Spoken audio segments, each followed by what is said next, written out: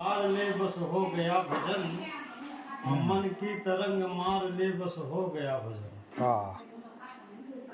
आया कहाँ से तू, जाएगा तो कहाँ, निज वस्तु को तो सार ले बस हो गया भजन। भजन। मन की तरंग मार ले बस हो गया भजन। आदत बुरी सुधार ले। मानव को अपने मन पर, क्योंकि मन को ही सुधारना है। मन एक हरि का दर्पण है। हाँ। जिस तरह हमारे घर में कैमरे लगे हुए होते हैं, उसी तरह हमारे शरीर के अंदर में हरि का, परमात्मा का एक कैमरा बैठा हुआ है, मन। जो तुम अच्छा करोगे, बुरा करोगे, पल पल का वहां तक सारा वीडियो जाता रहेगा परमात्मा तक। वो सब बैठा हुआ है 10वें द्वार पर। सारा निरंतर अपना लगाए पड़ा हुआ है। अब मन एक घड़ी घड़ी छिन पड़ कर वहाँ संदेशा पहुंचा रहा है। तोरा मन दर्पण कहलावे, भले बुरे सारे कर्मों को देखे और दिखावे। मन ही ईश्वर, मन ही देवता, मन से बड़ा न कोई। मन उजियारा जब जब होए, जग उजियारा हो। तो इसलिए अपने मन को नियंत्रण करने, अपने मन को निर्मल बनाने का है, मन को सुंदर बनाने का है, अपने विचारों को सुंदर बनाने का है। यदि परमात्मा को पाना है, सतपथ को पाना है, मुक्ति को पाना है, तो अपने मन को सुधारना पड़ेगा। इसलिए मन कोई दुश्मन नहीं है। मन मित्र भी है, मन दुश्मन भी है, मन शत्रु भी है, मन मुक्ति भी है, मन नरक भी है। वो जैसी स्थिति में तुम बनोगे वो वहां पर वो पहुंचा देगा। तो इस तरह मन सा न मित कोई दूसरा जगत में, मन सा न शत्रु कोई और हुरदंगा है। मन ही से रीत पीत, मन ही से शांति गीत, मन ही से सारा खेल मन का है। मन ही नरक में डालता है, मन ही मुक्ति का कारण होता है। हाँ, तो इसलिए अपने मन को नियंत्रण में, सारे संसार में जितने ऋषि मुनि हुए, जितने संसार में बड़े से बड़े जानवर हुए, ये इंसान सबको वश में कर लिया। सब पर अपना हक जमा लिया, सब पर अधिकार जमा लिया। बड़े बड़े हाथियों को वश में कर लिया, बड़े बड़े शेर को वश में कर लिया, बड़े बड़े सर्प को वश में कर लिया, मगर एक मन को वश में नहीं कर पाया। बांध लिया हाथी तूने, शेर को भी बंद किया, ऊंट के नाक में नकरेल डाल नचाया है। हाँ, बड़े बड़े सर्प के दांत को उखाड़ कर पशु पंछियों पे अपना रोब जमाया है ये इंसान। बड़े बड़े हाथी, बड़े बड़े शेर, बड़े बड़े जानवर, सर्प जहरीले विश्व को उखाड़ करके सारे पंछियों पर हक जमा लिया। तो सब कुछ तूने किया, सब पर तूने विजय पा लिया। यदि अपने मन पर न विजय पाए तो यह मानुष जन्म पाकर के व्यर्था ही गंवाया है। तो इसलिए मानव तन पा करके अपने मन को नियंत्रण करके, पर यदि सच्ची भक्ति करना है, सदमार्ग पर चलना, सद सुख पाना है, सदगुरु का धाम पाना है, तो अपने मन को नियंत्रण में रख करके, सांझ बराबर तप नहीं, झूठ बराबर पाप, जाके हृदय सांच है ताके हृदय। कोटिक चंदा होग ही सूरज कोट हजार, तिमिर तो नासे नहीं गुरबीर घोर अंधकार। तिमिर ताप, दैहिक दैविक भौतिक तापा, ये संसार के ताप से बचने का हो तो एक सदगुरु का नाम। तो कोटिक चंदा योग ही सूरज कोटि हजार, तिमिर तो नासे नहीं गुरबीर घोर अंधकार। यह सूरज है, बाहर को उजाला दे सकता है, संसार को उजाला दे सकता है, बाहर के अंधकार को मिटा सकता है। जो हमारे घर के अंदर में अंधकार है, जो हमारे आत्म के अंदर में अंधकार है, वह तो गुरु का ज्ञान ही से प्रकाश होता है। वो अंधकार मिटता है गुरु के ज्ञान से, सुमरन से, भजन से, ध्यान से, साधना से।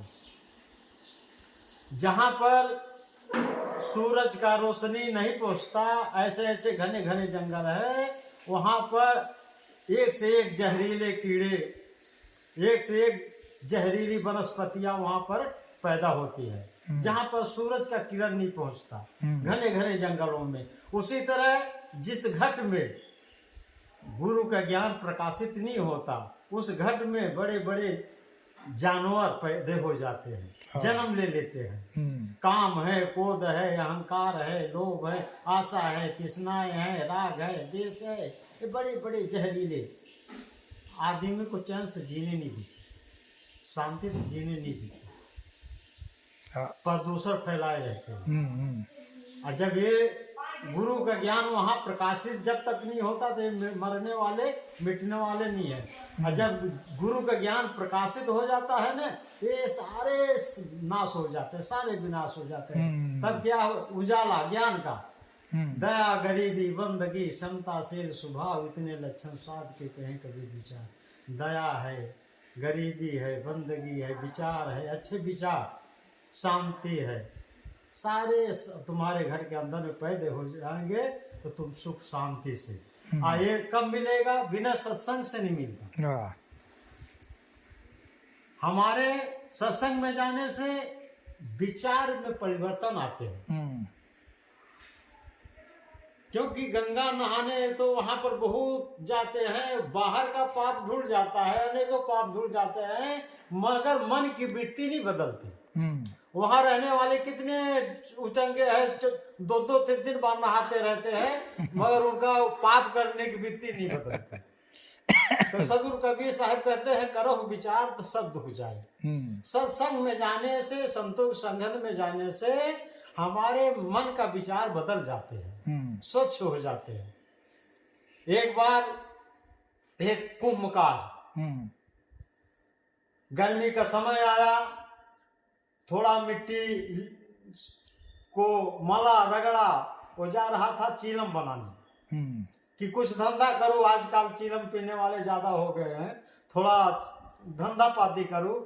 तो उसके घर वाली ने कहा, ये क्या छोटा फोटा धंधा कर रहे हो, गर्मी का समय है, कुछ अच्छा बड़ा धंधा करो, घड़ा बनाओ, अच्छा 10-50 रुपया के बिके। तो उसके विचार बदल गए। तो उसने ज्यादा मिट्टी लिया, चाक पर रखा, तो वो मिट्टी से आवाज आई कि हे कुंभकार, पहले तो मुझको दूसरा चीज बनाने जा रहा था, अब तू क्या बना रहा है? तो उसने कहा, हमारे विचारों में परिवर्तन आ गया। पहले तो मैं चीलम बनाने जा रहा था, अब मैं घड़ा बनाने जा रहा हूँ। तो मिट्टी कहती है, हे कुंभकार, तुम्हारा विचार बदल गया, हमारा तो सारा जीवन बदल गया। यदि तू चीलम बनाया होता ना, तो सारा जीवन में जलती रहती है, जो पीता वो भी जलता रहेगा। तू मुझे घड़ा बना दिया, तो जो इससे पानी पिएगा वो भी ठंडा रहेगा, और मैं भी जब तक रहूंगी ठंडी रहूंगी। इसलिए विचारों में इतना परिवर्तन हो जाता है। विचार जब बदल जाते हैं तो जीवन बदल जाते हैं, परिवर्तन आ जाते हैं। तो इसलिए सदगुरु कबीर साहब कहते हैं, करो विचार तो सब दुख जाए। तो विचार, अच्छे संगत, अच्छे संत महापुरुषों के वो संगत करना चाहिए, तो जिससे हमारे सत्संग का असर बहुत होता है। वही दूध है संगत, जब वो पानी के दूध का कर लेता है तो वो दूध बन जाता है। वही पानी जब मिट्टी का संगत कर लेता है तो कीचड़ बन जाता है। वही पानी जब सर्फ और सोडा का संगत कर लेता है तो सारे कपड़े का दाग निकाल करके बाहर कर देता है। वही पानी संगत चंदन के कर लेता है तो जा करके माथे पर लग जाता है। वही पानी चरणामृत बन जाता है, जब चरणामृत संगत पा जाता है तो ज्ञान प्रकट कर देता है, घर के अंदर चरणामृत बन जाता है। इसलिए संगत करो साध के कटे कोठ अपराध।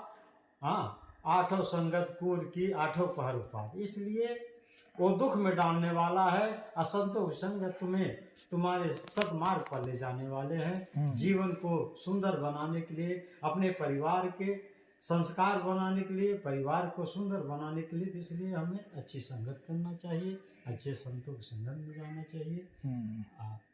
अपना जीवन, यह मानव शरीर बहुत सत्भाग से मिलता है, बहुत पुण्य, कोटि कोटि जन्मों को पुण्य से मिलता है। इसलिए इसका हमारे मानव जन्म को सुफल बनाने के लिए, सुलभ बनाने के लिए, क्योंकि ये बार बार अवसर नहीं मिलेगा, बार बार मौका नहीं मिलता। कबीर साहब कहते यही संभल कर ले पाछे विषयी बात, और स्वर्ग विहार सब चले जहाँ बनियाना है।